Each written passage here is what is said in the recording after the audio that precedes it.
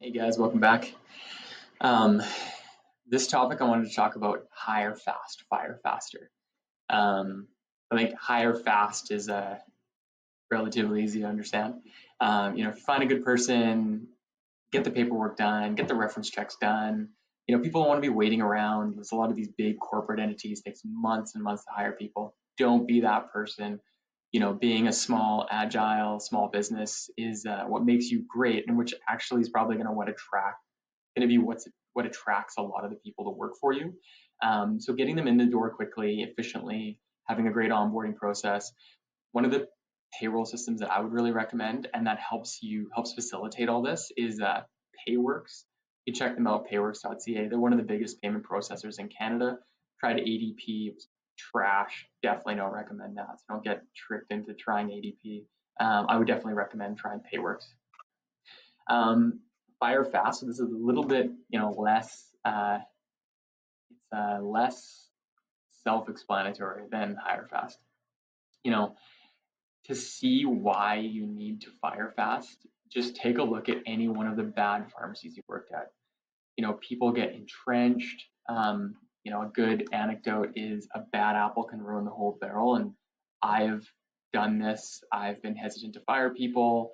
I've been worried about, what if I can't find another pharmacist, or what if I can't find another assistant? And I'm worried more about what the future might be than I am about getting the bad person out the door. But, and only experience cures this. But if you get rid of a bad person, you know the mistake you made when you go to hire that next person. So although it might be like a week or two of being uncomfortable and having, not the greatest staff there or whatever it is, or having to fill in, 7 days a week, guarantee you it's going to be better than keeping that person around, because ultimately you're going to have to fire them, and you're going to have to go through that pain. Just a question of, do you want to get to the good part sooner or later? Also, they can have a lot of damage on your business in the interim. So if you ever think, this is my experience, if I've ever thought, should I get rid of that person for this reason or this reason, I've already answered my question. I never think that about good staff. I always think that about bad staff, and in retrospect, I always waited way too long. So don't make my mistake. Everybody I've talked to, every business owner, entrepreneur, manager, etc., has said the same thing.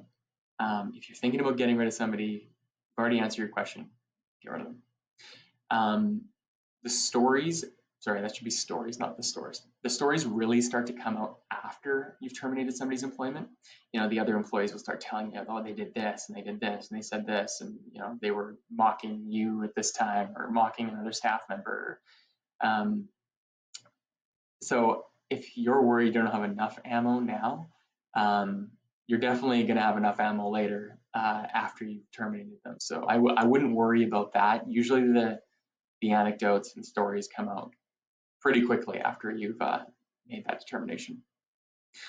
Another thing is labor laws, and while you're writing your employee handbook, you should be familiar with a lot of the labor laws in your province. I know many of them are like the same across the country, but you should know the specifics of yours, and like that's why the employee handbook's a great process to go through.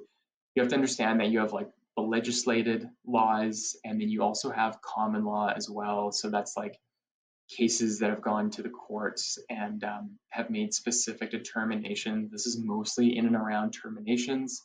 So it's important to kind of know those two. You can just look them up, if you Google BC employment law or BC employment law precedent, you're going to find a lot of this stuff, and it's going to pay to know these things. So you should absolutely make it your your job to know this type of stuff. And then the last thing is kind of termination with or without cause. I've in the past, I used to terminate people without cause and pay them severance. And then, I was paying all the severance money, and these were people who, could have been fired for cause. So what I started doing is, getting verbal warnings, written warnings, and, giving people feedback and performance reviews, and getting myself to a place where I had the rationale to terminate them with cause. But you know, we live in a very litigious society, and people try to sue you or extort money out of you for like the most ridiculous things. And terminating people with cause is you'll end up just spending the money on a lawyer. So especially with kind of the new generations, Gen Z and everything, like everyone watches TikTok, everyone thinks they're a lawyer, and it's just kind of hilarious. But ultimately, just save yourself the money in the long run. Pay them the severance that you need to pay them, and just get them out of your hair. So I would just recommend terminating people without cause, and then giving them pay in lieu of notice. And there's a little bit of a nuance here. Is when you terminate somebody's job or position, you owe them reasonable notice. And reasonable notice is dependent on a whole host of factors. It can be dependent on their education, age, their length of employment. Um, but what you're giving them is you're giving them pay in lieu of notice. Um, so, you know, it's a bit qualitative for sure, but you'll generally find the minimum statutory requirements for severance in the labor laws. So I would know those and then maybe even give them a little bit more money.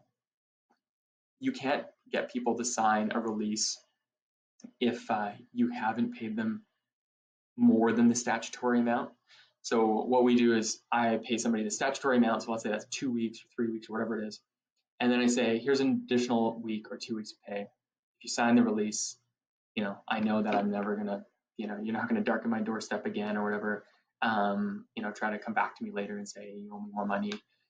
So yeah, I would just give them the statutory amount and then give them a little amount extra for the for the release.